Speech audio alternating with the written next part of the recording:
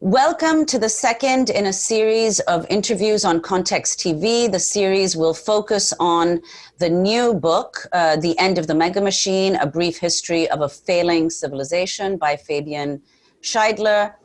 The book looks at the destructive forces that are threatening human survival. Fabian is the founder of Context TV, which has covered global justice issues for more than 10 years. And we're joined today by world-renowned political dissident, linguist, and author Noam Chomsky. He's a laureate professor in the Department of Linguistics at the University of Arizona and professor emeritus at the Massachusetts Institute of Technology, where he taught for more than 50 years. So I'll begin the conversation by asking Fabian about his book. The book is an attempt to overturn widely held assumptions about the political and economic institutions and ideologies that govern our present moment. You do so by situating these paradigms in a historical context, indeed over the course of several millennia. One of the principal foundational structures of the present is, of course, the state.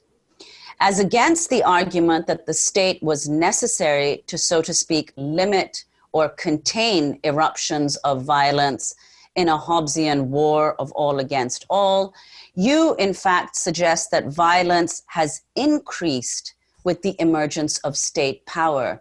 And you speak of what you term the four tyrannies. So talk about that.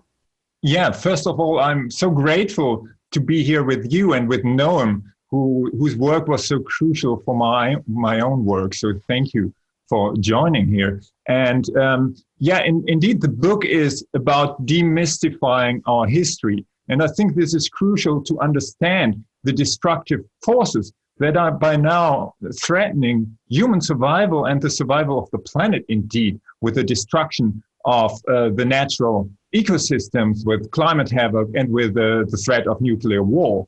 The mystification of our history, of course, tries to legitimize the system we are in as the only possible system or the best system we can have without alternatives. And for such mythologies, there need to be some dark ages, of course. So we have the Stone Age, which is the dark age in our past, and supposedly people were running around with clubs and beating each other to death. And so civilization 5,000 years ago came by and brought humanity to a path to decent behavior. And the state played a crucial role in this narrative, of course. And the second one, and we will talk later about it maybe, is the Middle Ages, of course, from which modernity and capitalism saved us. So concerning the creation of the state, and indeed what has been called civilization, 5,000 years ago in Mesopotamia, the first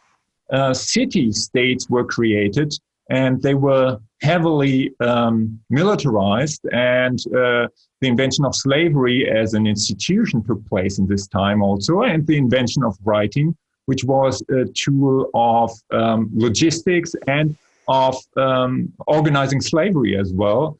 And when we look at the standard narrative, for example, by Steven Pinker and others, they were saying, well, human nature is so violent. People are beating each other to death. This is basically the Hobbesian idea of war against all. And so we needed a civilization and a state to come by to save us from this. Now, this is plain wrong in historical terms. We know quite little from the Stone Age, and it's a long period. It's 200,000 years of Homo sapiens, in fact. We know something. We know that there was some kind of violence. It was not that widespread. Steven Pinker has exaggerated this extremely and has been refuted by the most eminent scholars. But what we know is that with the emergence of the first city-states and later with the empires until the Roman Empire, violence really surged in an extraordinary manner. And this has to do with the fact that a military was created. That has to do with the fact that inequality surged.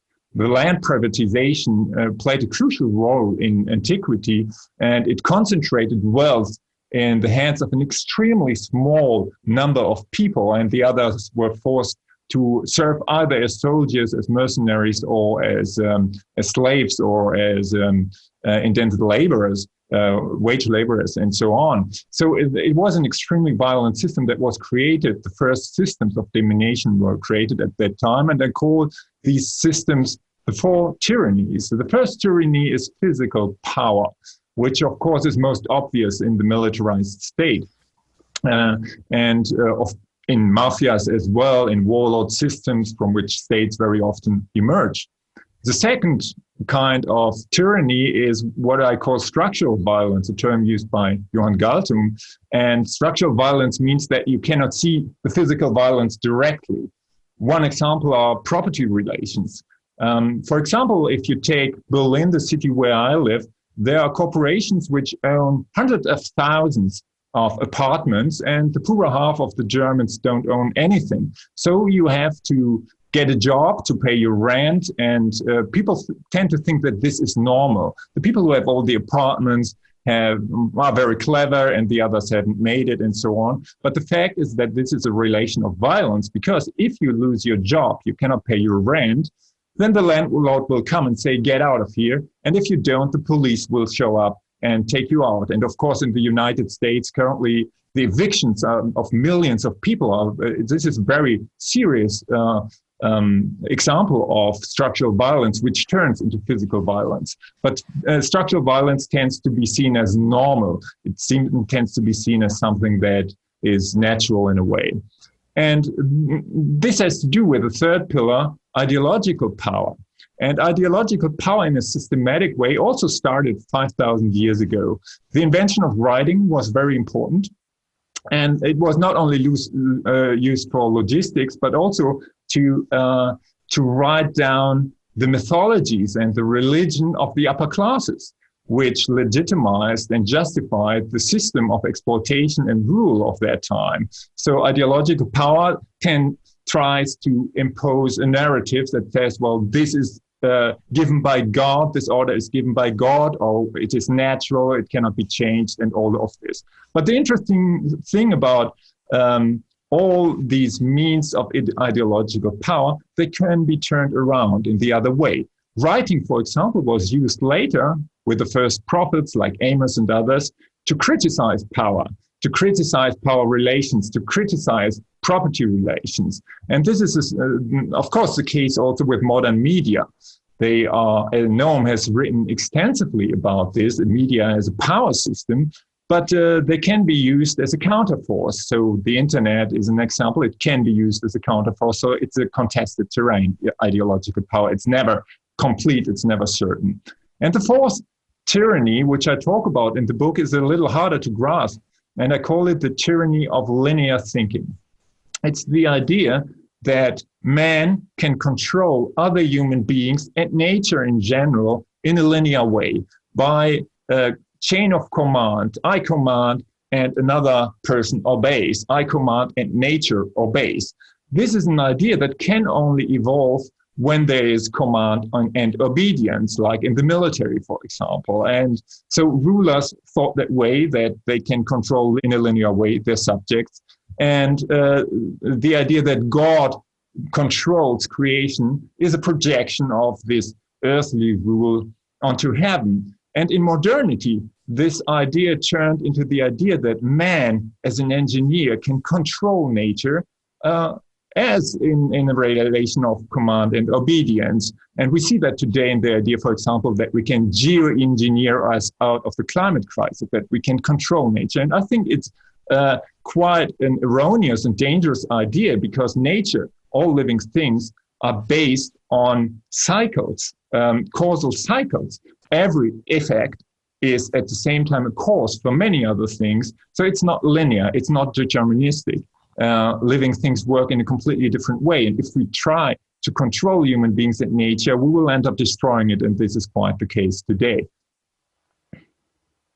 Professor Chomsky, your response to what Fabian said, and in particular the whole question of the effects of the foundation of the state. Well, it is contested, but I think there's reasonably good evidence of the kind that's been accumulated by anthropologists, Brian Ferguson, Douglas Fry, Stephen Corey, others, that the several hundred thousands of years of human existence prior to the agricultural revolution and the formation of the first city-states and later was not a particularly violent period. In fact, we can see this from contemporary evidence about groups that still live under these circumstances. There are conflicts, but not the kind of organized violence, class structure, and so on that took place with the coming of the nation state. Can't run through the long history, but through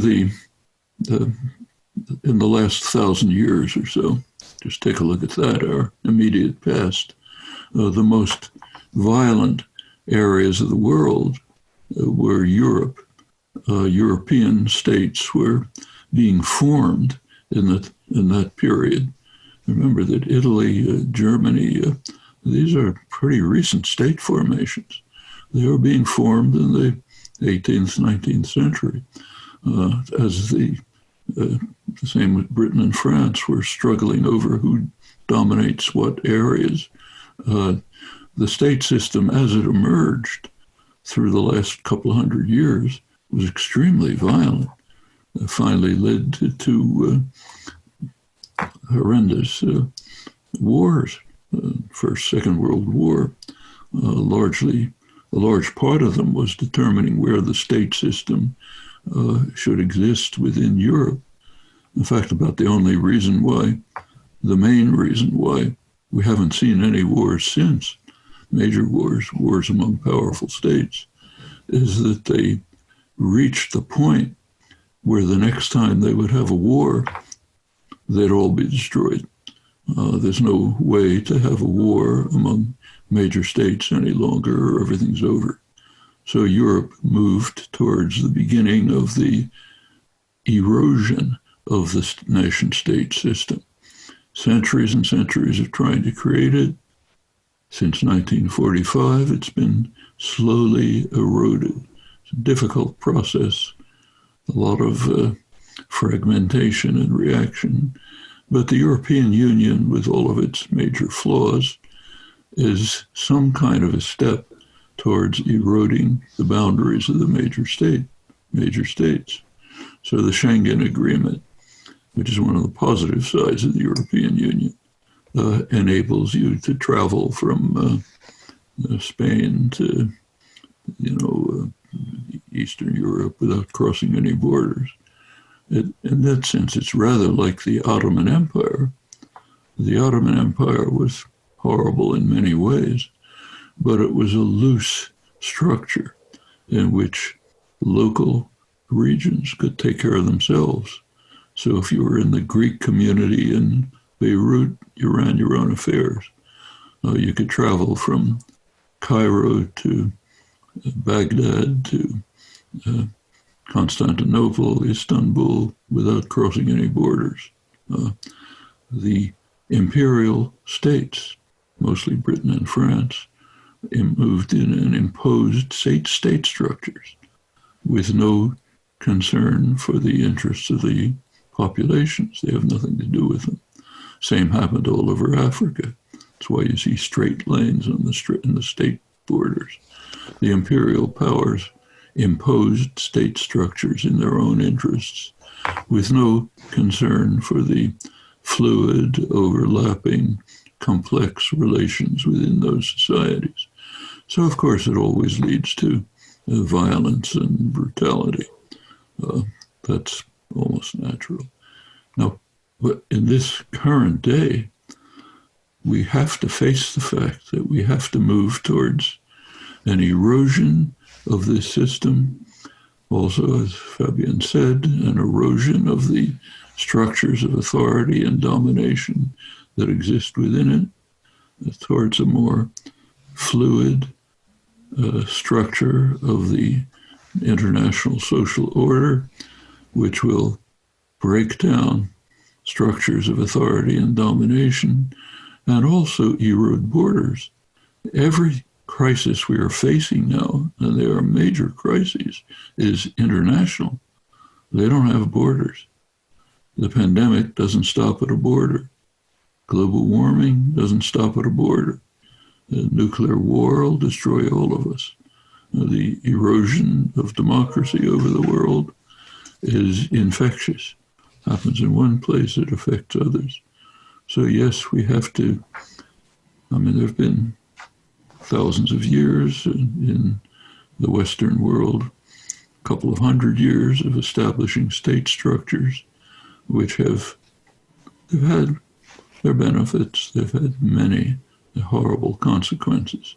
I should add that the same is true in the United States. There's a lot of talk in the United States now about endless wars. We have to get out of these endless wars like Afghanistan. The United States has been in an endless war since 1783. It's one of the rare countries in the world that probably hasn't had a year of peace. One of the major reasons for what's called the American Revolution was the royal proclamation of King George III in 1763, which barred the colonists from moving beyond the eastern mountain range, Appalachian Mountains. They were not permitted to move into what was called Indian territory, the territory of the numerous Indian nations. They were barred by the British for their own not pretty reasons, but that's another story. It's a question of who would monopolize trading rights and things like that. But the colonists weren't accepting that. They wanted to carry out an aggressive war against the Indian nations and expand their own territory and control.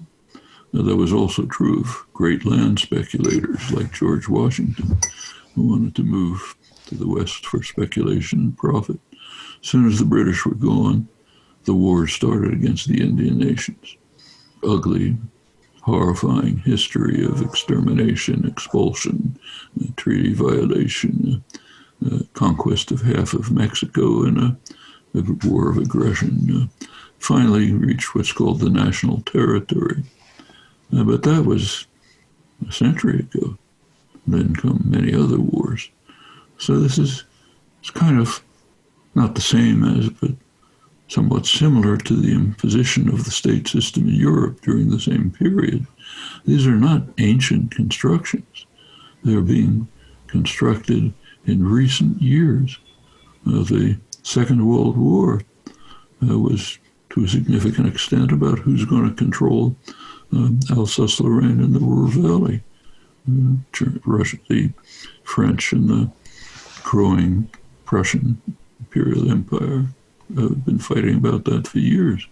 There's been a 1,000-year war of the northern powers, that includes Russia, against the mostly Muslim South, which has had horrifying effects all over the world, including the imposition of state systems and all of the internal repression, internal structural violence that Fabian was talking about that goes with it. So yes, I think that picture is basically right. It's not ancient history. It's not just the city-states of Mesopotamia. It's going on like in my own lifetime, for example, still going on. So it's right. It's right in front of us. We have major problems in trying to overcome all of these structures of violence and exclusion. Well, Professor Chomsky, I'd just like to ask you, you've said, and Fabian's book, of course, does the same, which is to make the argument that the nation-state system has perpetrated violence on a virtually unprecedented scale.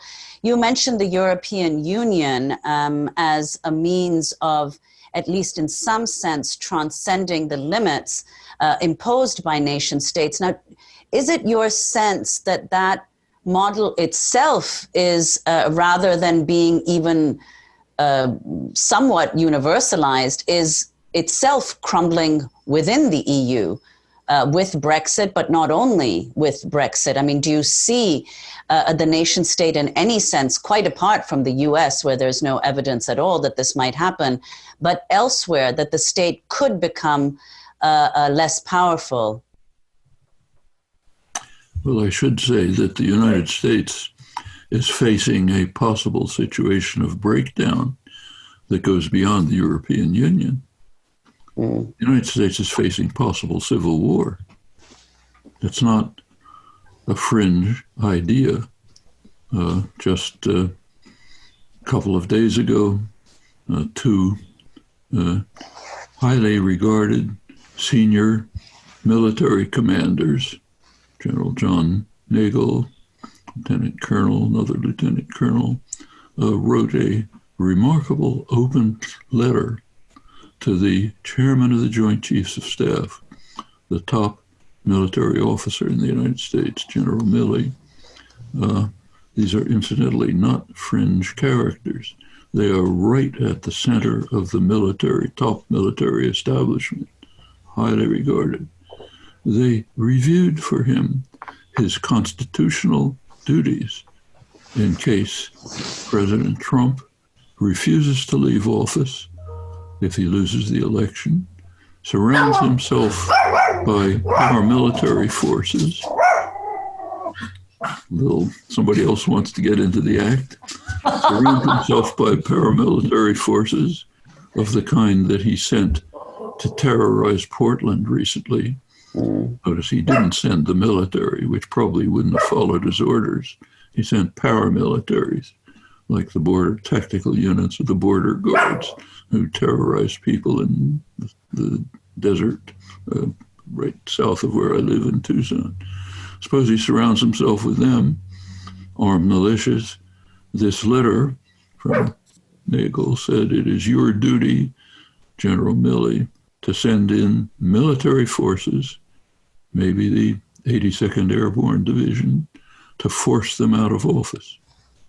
It's never happened in the history of parliamentary democracy. And they're not alone. There's a transition integrity project, a very high level, leading figures in both Republican and Democratic parties, other respected analysts and so on, all right from the mainstream. They've been actually running war games to see what might happen after the election. And they just released their findings. They said in any scenario other than a Trump victory, the scenarios lead to civil war because we have a megalomaniac sociopath sitting in the White House. It's not like, say, Richard Nixon, not the most lovely person in presidential history, but a human being. In 1960, he probably won the election.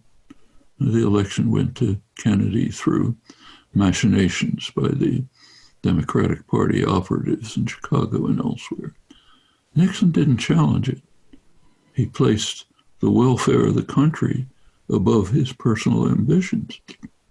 So he let it go by, though he probably won. Same thing happened 20 years later with Al Gore, when the election was pretty obviously stolen for Bush. He said, well, not going to destroy the country. Today it's different. We don't have a human being in power, some resemblance to a human being, but quite different. And the country's different. So what's happening in Europe, where there is fragmentation, I'll come back to that in a moment, is happening in even worse ways here. And it's very imminent. Okay, let's go back to Europe. Yes, the European Union is fraying, and there are reasons for it. We should look into the reasons. So basically two.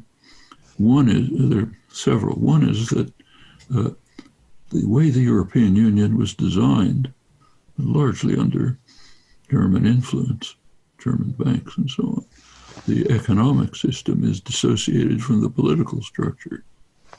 The economic system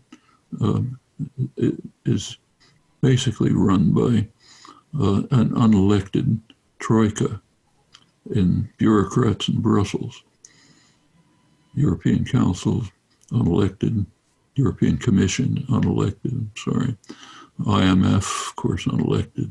The European Central Bank, unelected. They make the basic decisions. The decisions are not in the hands of the people of the countries.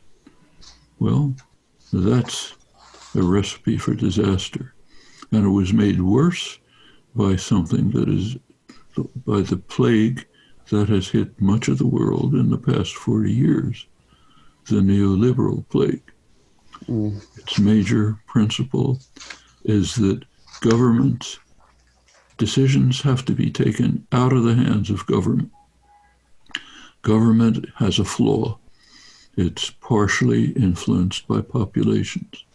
So therefore, decisions have to move to totally unaccountable institutions, private power, completely unaccountable to the public, and the principle that it follows is pure self-enrichment. It's a major principle. It was announced to the world by the leading economic guru of neoliberalism, Milton Friedman, at the same time that Reagan said government is the problem, Thatcher said there's no society. So we have to transfer decisions into the hands of unaccountable private power, which is directed in principle solely to self-enrichment. It doesn't take a genius to figure out what's going to come from that. And it's happened. The result all over the world is anger, resentment, bitterness, all justified, fertile territory for demagogues to come along. Trump, Bolsonaro, Orban, others like them say, I'm your savior. With one hand, I stab you in the back. With the other hand, I say, I'm going to save you from what's happening. So yes, that's a very dangerous situation. I think these are the main reasons that what lies behind Brexit? The deindustrialization of England by both political parties. And Labour gave up on the working class just the way the Democrats did here. Anger, bitterness. Let's find some way out of this. The way they are finding out of it happens to be suicidal. They'll turn themselves into even more of a vassal of the United States than they already are. But you can understand the decision. Somebody's responsible for this. I'm not responsible. So let's get out of it and start over. You're seeing similar things in Europe, understandable. And we have to recognize the plagues. One of it is the neoliberal plague. The other in Europe is the specific structure of the European Union, which is deeply anti-democratic and has left people victims to the austerity policies, others which haven't had the same harsh effect in continental Europe that they've had in the United States, because there's more of a social democratic structure remaining, which somewhat protects people, but it has eroded. Now, there are responses to this. Just last weekend, there was a major response. The first meeting, the opening meeting of the Progressive International in Iceland. International effort based on the Sanders movement in the United States, progressive mass movement in the United States, and its European counterpart, the M25, Yanis Varoufakis' initiative, which is transnational European movement, seeking to preserve what makes sense in the European Union and to dismantle and overcome its very serious flaws. Lots of voices from the global south, first conference, international, the possible way to save us from these disasters. So it's not that there's a real kind of international class war going on, major class war.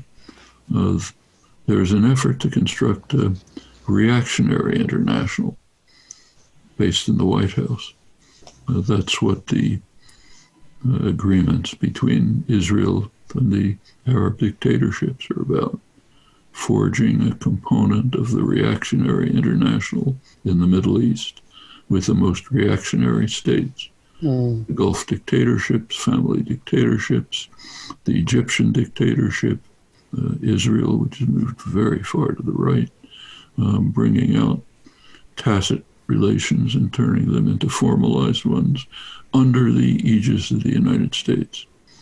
The reactionary international will include Modi's India. Modi's destroying secular democracy in India, turning it into a right-wing Hindu nationalist ethnocracy, crushing Kashmir, Orban in Hungary. This is what's happening. Okay, there is a reactionary international run by the White House, where Mike Pompeo can just tell the world, I don't care what you want, we're putting through UN sanctions. You shut up.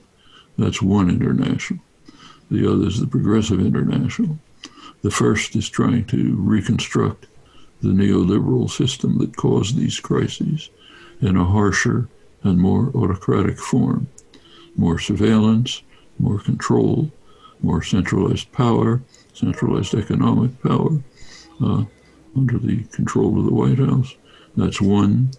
Progressive international is based on popular forces mobilizing all over the world. And there is a struggle as to what the post-pandemic world will look like. And those are two of the major forces, not the whole world. There's also China and its region and others. But those are two major forces.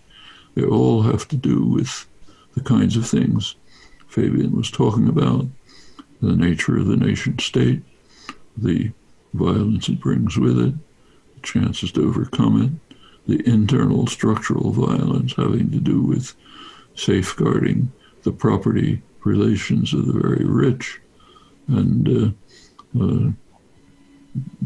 imposing stagnation or decline on others.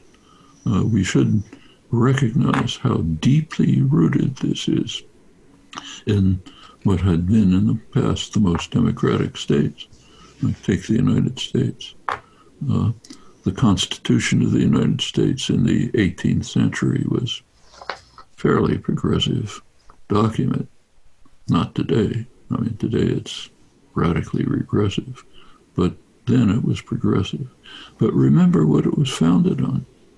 James Madison, the main framer, made it very clear to the Constitutional Convention that a prime responsibility of government, I'm quoting him, is to protect the minority of the opulent against the majority.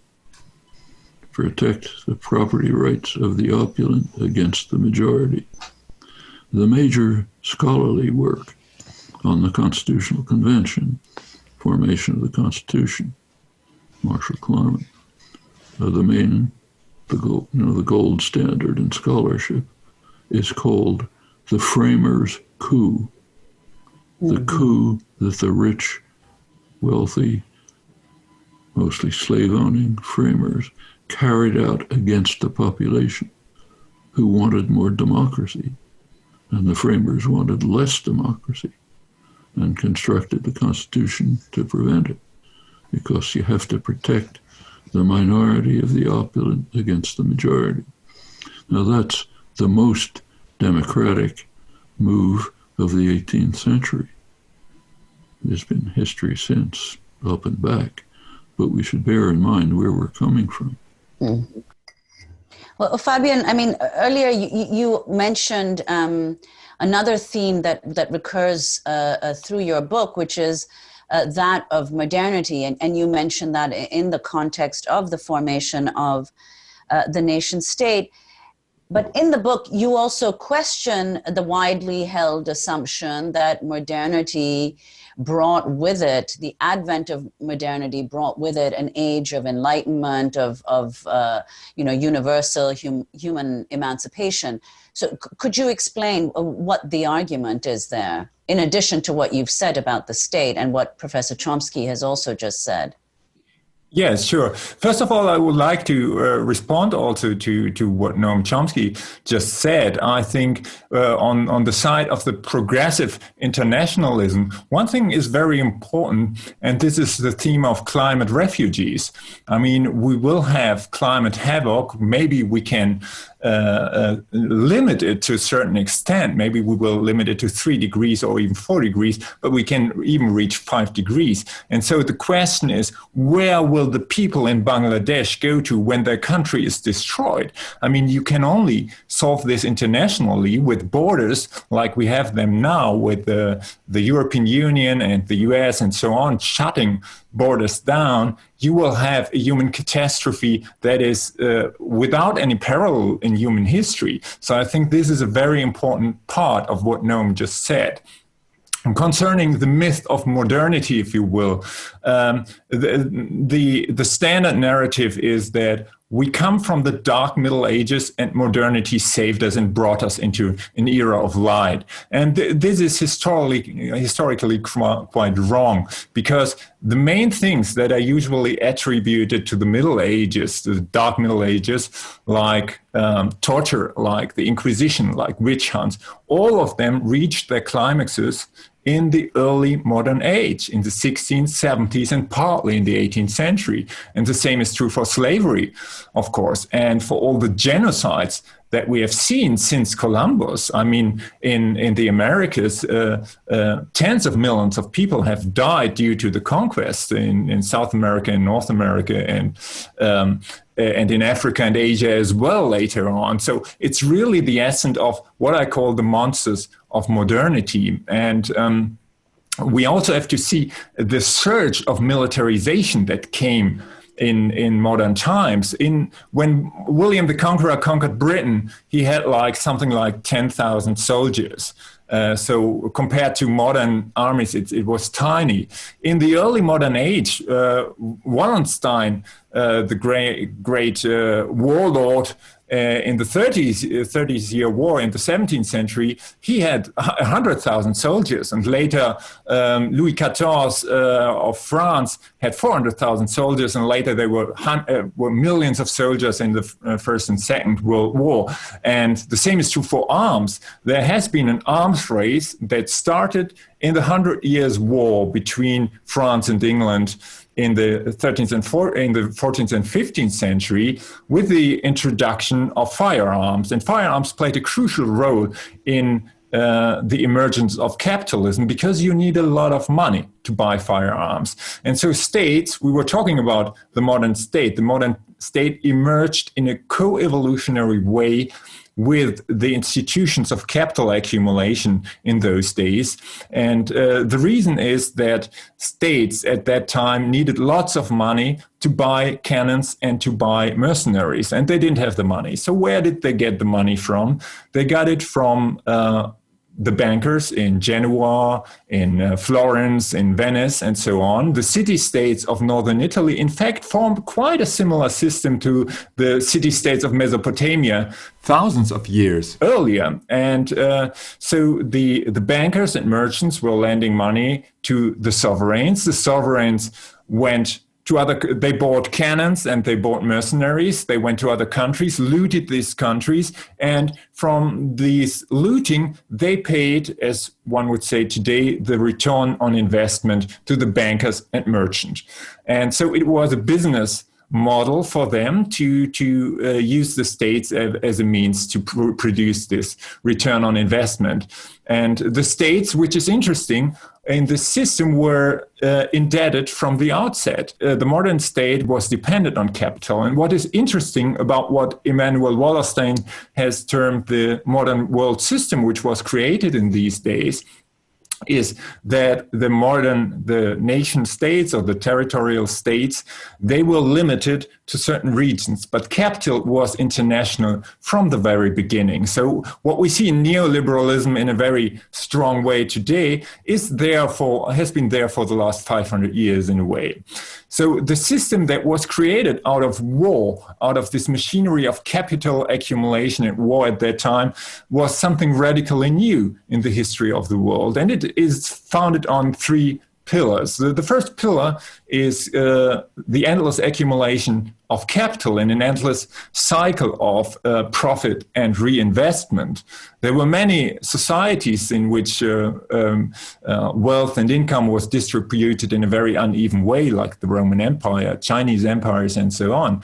But this was the first system where you have created a sort of machine that has to go on forever. This started with the merchants in Italy, with the banking houses, then the first corporations in the early 17th century, like the Dutch East India Company, the British East India Company. They had only one goal, these institutions, which is to increase the money invested, the money of the shareholders. And they have no other objectives than turning the natural world into commodities and to grow in an infinite way. And these are the structures that force the system to grow eternally. And the second pillar is the modern state, as we have talked about it earlier, the modern state that is very much tied to these institutions of capital accumulation, the merchants and bankers from the outset. The merchants didn't want only a return on investment for the money that they gave the state to make war. They also wanted another thing, and this was monopolies. It's one of the dirty secrets of capitalism that it had never really much to do with free markets, but it was based on monopolies. Like today, look at Google or Amazon and so on. So the states granted monopolies to the Fuggers and to many other merchants and to the big trading companies, the joint stock companies like the British East India Company and so on. This was not based on free markets. And the system doesn't work with free markets because in order to accumulate capital in such a way in the hands of very few people, you need monopolies. If you have really free markets, what Adam Smith thought about as a free market system, for example, well, the profits will go down because you have real competition at the top. Capitalism is not based on competition at the top. It's based on competition of wage laborers and competition of small business. But at the top, first of all, there are monopolies. And secondly, they are very much tied to the state. Remember the British East India Company, the Dutch East India Company, they were created by states. They were granted monopolies by states. They were saved by states when they had financial problems like corporations today. And today we have a system which has been sometimes termed the corporate nanny state, and Noam talked about it many times, if you take the 500 biggest corporations today, which run about 40% of the global economy and 2/3 of global trade, most of them could not survive without huge subsidies. Take, for example, the fossil fuel industry, which is responsible for climate change and climate havoc. They are subsidized, according to the International Monetary Fund, by $5 trillion per year. And the same is true for Wall Street, of course. As we all know, all these big banks couldn't survive without being rescued all the time. The same is true with the car industry. Today in Germany, for example, most of the big car manufacturers would have collapsed already in the 2008 crisis. They were saved. The same is true for the aviation industry, which has been saved in the 2008 crisis, which is saved now in the corona crisis again with billions and billions of dollars, even trillions if you take all these subsidies together. So we have to face the fact that the real capitalism that we have, whether it's neoliberal or not neoliberal, is something that is based on the states and the corporations tied together in a very close way. And the thing is that we use all the subsidies to save the dirtiest industries on the planet, which in fact destroy the planet, while we could use this money for an ecological and social transition. And Noam is absolutely right that in a democracy, even if it's by no means perfect, the kind of republic, as Madison called it, that we have, or democracy, but we have the means as a population, even as voters, to change things in a way that governments, that's why we elect parliaments, to use the money in a different way. So the state should be transformed in a way that we don't use the money to save the corporations which destroy the planet, but to put the money into decentralized structures, into institutions, economic institutions which work for the common good. There are such institutions like cooperatives, communal institutions, and so on. Mostly they are small, some are bigger, but you can really build a system on these institutions, a new system, if the public money, taxpayers' money, is put into this kind of transition. And there are some proposals. Yanis Varoufakis with DiEM25 had a sort of Green New Deal proposal. There are some elements of such a transition. Bernie Sanders and Alexandria Ocasio-Cortez, of course, have proposed a Green New Deal with some elements of that. I think this can go much further. But I think we have to be clear that the way forward to save humanity and the planet is to separate the state from the corporations. And this is really a big issue because you know that especially in the US, a lot of representatives are in the pockets of the big corporations. So it's a kind of board democracy. And in the European Union, Noam talked about it, we have this kind of problem as well with unelected bodies and the lobbies of big industries running the show. But we can change that, and that's why media like this, like Democracy Now!, where Noam, you are working for, is so important to really show the people that the system that we are living in is not a market system. It's based on states tied to corporations. Professor Chomsky, your thoughts on this? I mean, you've termed the present order a neoliberal plague, and this question of the fallacy of free markets, what Fabian has said about the relationship between states and markets. The states structure the market. They structure corporate governance. They structure the nature of the market. Within the system that they structure, there's an element of the free market interchange and operation, but within the framework that governments establish. So, for example, what I mentioned about intellectual property rights is radically opposed to free markets and grants effectively monopoly pricing rights to major corporations. The same is true internal to corporate governance. Remember, corporations are set up by the state. To incorporate is to get a gift from the state. When you incorporate, the state is saying, okay, we grant you protection of limited liability. That goes back to the origin of corporations hundreds of years ago.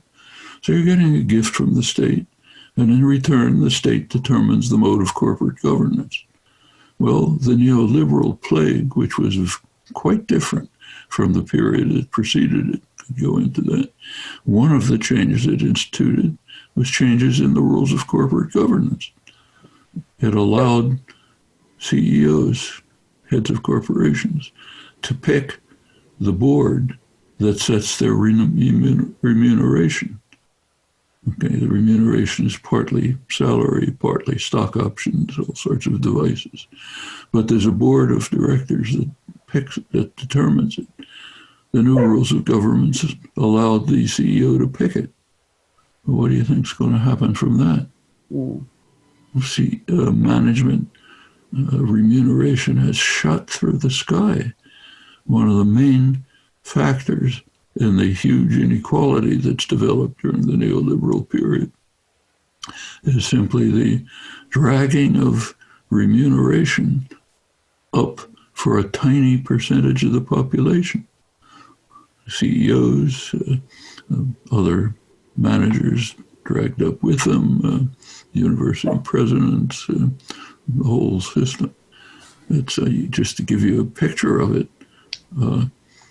In the last 40 years, 0.1% of the population, not 1%, 0.1%, its share of income has doubled from 10% of national wealth to 20% of national wealth. A recent study just came out a couple of weeks ago from the RAND Corporation, very authoritative study, estimated the robbery of how much the working class and middle class have been robbed by the neoliberal principles instituted in around 1980, which modified the rules radically, allowed tax havens, all sorts of things. What's the total cost to the working class and the middle class, what they call the lower 90% of the population? They estimated at $47 trillion. That's $1 trillion a year stolen from the working class and the middle class just by the manipulations that created the neoliberal system. Now, they have sharply reversed things. The period of regimented capitalism, roughly the Second World War up to late 70s, 1980, was the greatest growth period in capitalist history. It's called the golden age of capitalism by economists, and it was egalitarian growth. The lower quintile did actually a little better than the upper quintile.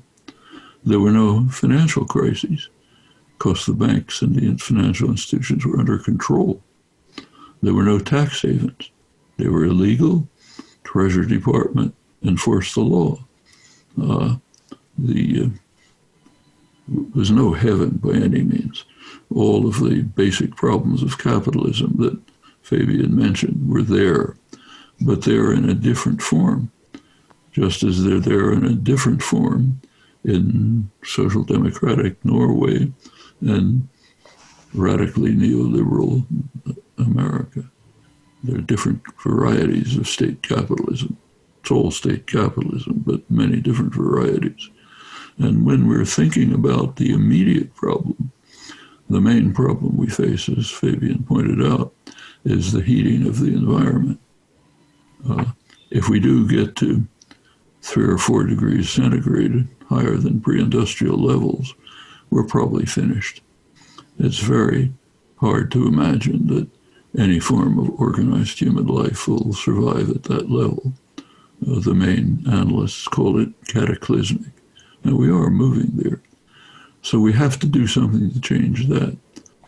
But the time scale for modifying that and the time scale for overcoming capitalism are very much out of line. Overcoming capitalism is a long project.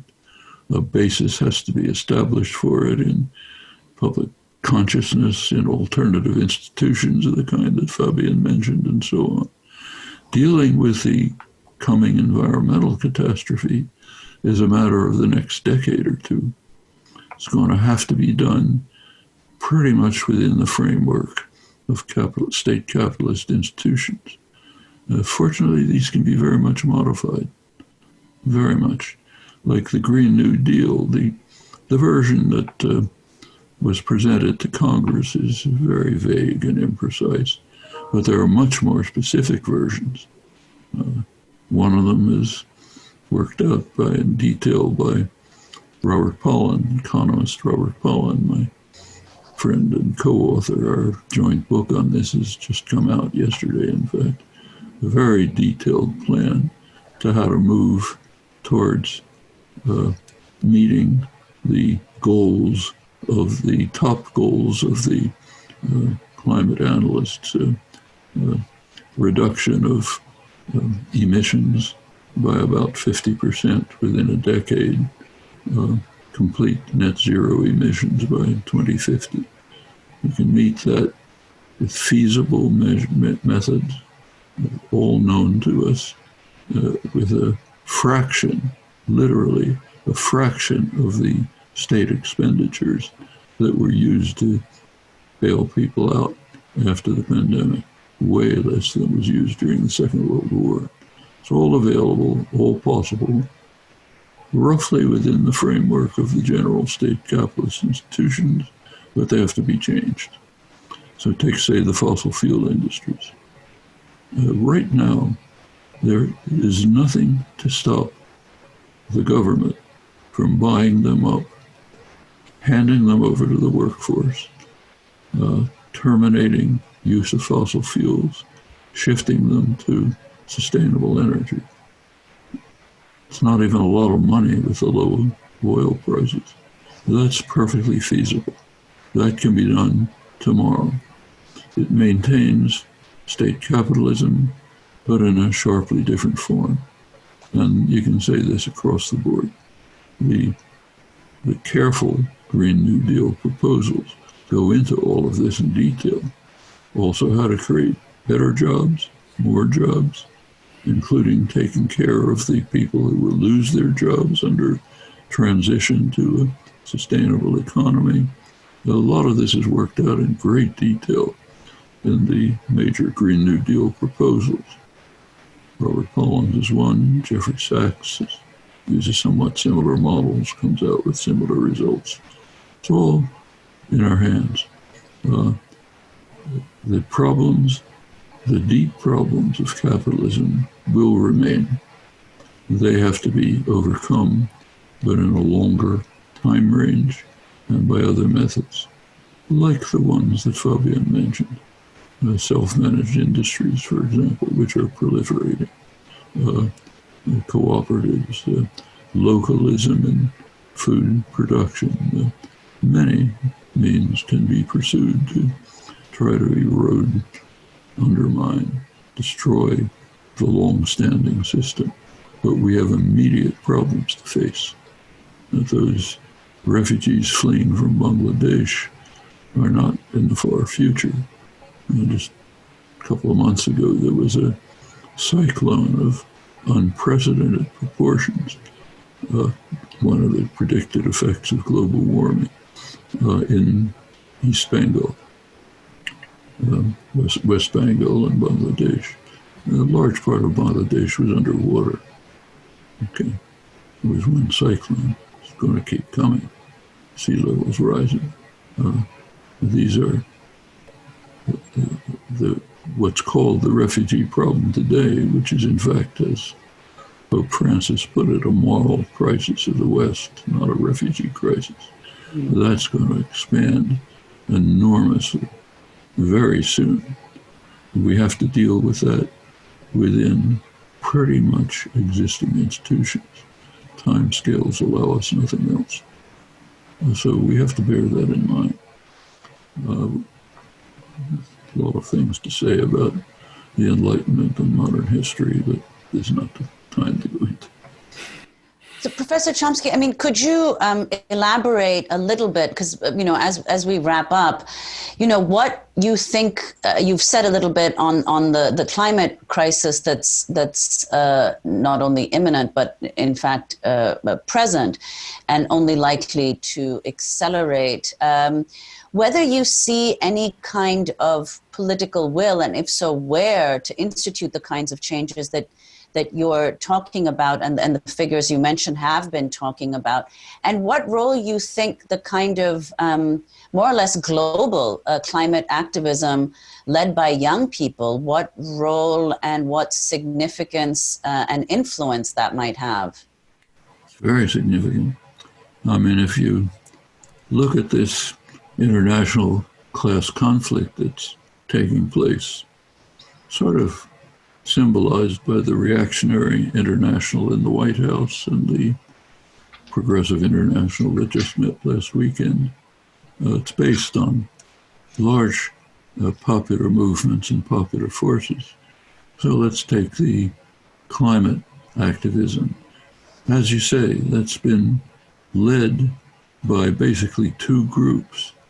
One is young people whose spokesperson, in many ways, Greta Thunberg, captured it in one phrase, "You are betraying us." That's right. He's talking to us. You are betraying us. It's being led by young people. There's another group leading it, indigenous people. They've been in the forefront of trying to deal with the climate catastrophe for years. First Nations in the Western Hemisphere, indigenous people in South America, all over the world, and tribal people in India. They've been working hard to try to develop, to construct what they have lived with for tens of thousands of years, a relation with the environment which is sustaining. And they've been bitterly attacked in the Amazon region of Brazil. They're facing literal destruction. But these two groups have been struggling to save us from our follies. And take, say, the Green New Deal, one or another form of it is essential for survival. A couple of years ago in the United States, it was way out at the margins, just ridiculed. Now it is on the legislative agenda. That's the result of work by young people. A lot of activists, small group, the Sunrise Movement, young activists who went to the extent of occupying congressional offices. They got the support of Alexandria Ocasio-Cortez, one of the young people who came into Congress on the Sanders wave. Ed Markey, senior senator from Massachusetts, been interested in environmental issues for all his life. They managed to put it on the legislative agenda. Now comes a battle. Can you implement it? And that, of course, the Republicans don't even talk about. They want to just destroy it totally. They're wreckers. But within the Democratic Party, there's a conflict developing. It's very interesting to watch it. The activists succeed, and the people from the Sanders campaign did succeed in getting the Biden campaign to put a reasonably decent, not wonderful, but reasonably decent climate proposal in their program.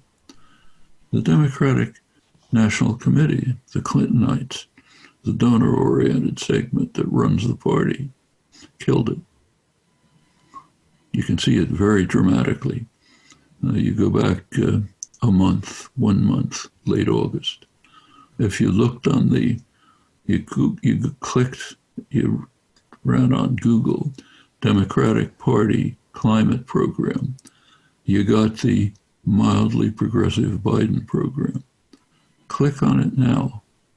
You get how to donate to the Democratic Party. It's gone. Okay. I'm not part of the inner workings, so I don't know in detail how this was managed, but you can guess.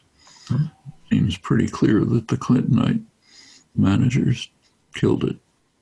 Okay, that's going to be a battle that's going on even if Biden is elected. His program was nowhere near good enough, but the DNC program is do nothing. And there's where the activists have to make their move. They did succeed in pushing something forward, but a lot more has to be done. And it is simply a tragic betrayal to leave this in the hands of young people and indigenous populations. They're not the ones who should be leading it. It's the ones with power, prestige, some degree of stability in their lives and professions. They should be leading it. And that has to be fast. It can't wait 200 years. It's going to have to be in the next couple of decades. The disaster may come in 100 years or 200 years, but the sources of it have to be dealt with now. And in fact, the disaster doesn't come like that.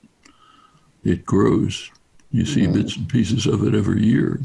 I see it out the window where I'm sitting, where I haven't seen a blue sky in Arizona for weeks because of the smoke coming from California, which is on fire.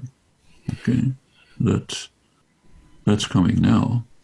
It's not catastrophe not to see a blue sky, but it's a sign of what's coming in a much harsher way, and it will hit most harshly the people who are not responsible for it. Young people, poor people in Africa and elsewhere. If you look at CO2 emissions, which are destroying possibility for organized human life on Earth, overwhelmingly they come from the rich countries. And within the rich countries, they come from the rich, not the poor. So this is a class problem on a colossal scale. And we have to recognize that and deal with it rapidly and decisively. Fabian, the last word to you. How to exit the mega machine, and in particular what Professor Chomsky was talking about, the climate catastrophe, which you also mentioned earlier. Yes, I completely agree with Noam that we need fast solutions even within the scope of the capitalist system. And we need a progressive Green New Deal with very ambitious numbers and a very fast track. Some climate scientists like Kevin Anderson even say that we need to go down in the industrialized world by 80% of our emissions until 2030. Take the car industry as an example. If you have a very mild Green New Deal, then we will have big Teslas be replacing the combustive engines. And we know that electric cars need a lot of CO2 emissions in their production, for the batteries especially. So if you replace the car system as it is today only by electrical vehicles, you don't really solve the problem. You can save some emissions, but you don't go down by 50 or 80% until 2030. So we need to start also to think in another logic. And in terms of cars and traffic, there are a lot of very well detailed proposals to do that, to have more public transport instead of cars. There are cities in Spain, for example, where cars are banned from the inner cities, and it works very well. In Grenoble, in France, something like that is happening as well. So you need a very progressive plan to have a perspective also for the people, a positive perspective. Because, for example, getting out the cars from the cities can improve our living conditions, can improve our health.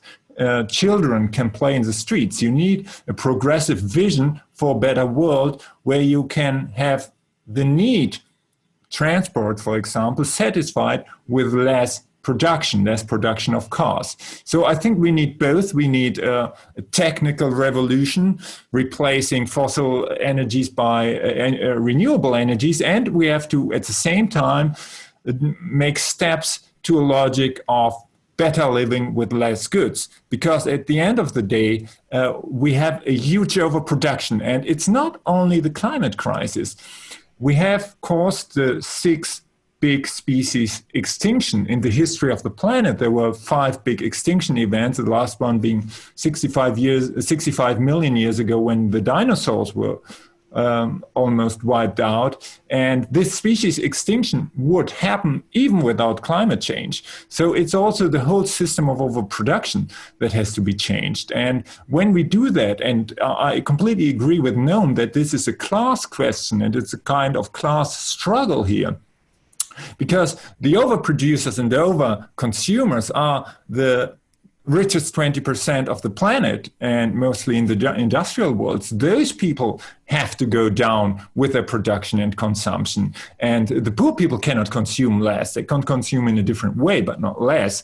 And so we have to face the fact that climate justice is also about distribution, is about taking away the resources from the rich and distributing it more evenly, so 8 billion people can live in a decent way on this planet without destroying it. And so I think we have also to be clear that the path we are facing will not be a linear, smooth way.